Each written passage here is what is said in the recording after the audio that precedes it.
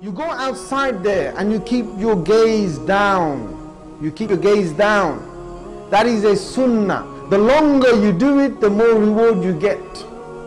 And the more tougher it is to keep it down, the greater the reward is. You know, don't look at, it's not like you see an ugly person and you say, astaghfirullah. Keeping my eyes down. Brothers, that's easy to do, right?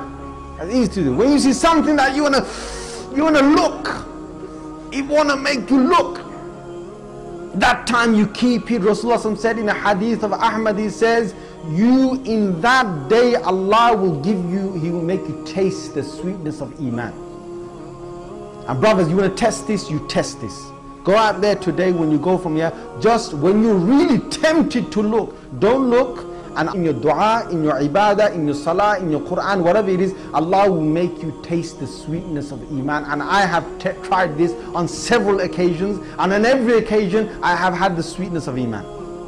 And I'm telling you to test it again and again, and you'll find the Prophet ﷺ's words are absolutely spot on.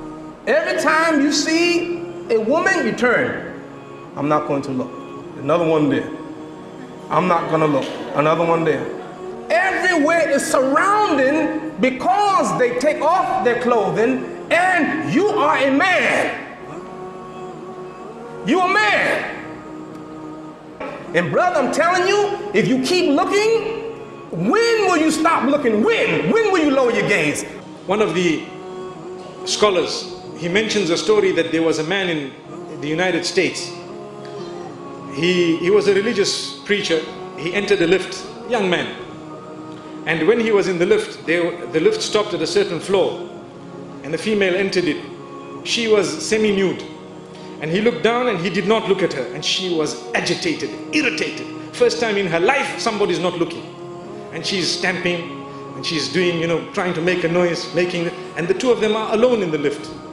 And he just looks down, he doesn't say a word. His lift stopped, she wanted to go higher. When he came out, she came out behind him. This is a true story.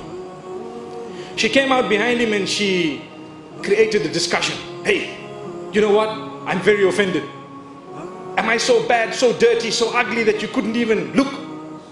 Now she's being honest. This is how the women have been trained, that you need to attract men at large. You need to attract men at large. So am I this, that you couldn't even look? You couldn't even... And he says, look my sister, you know what? I'm a Muslim.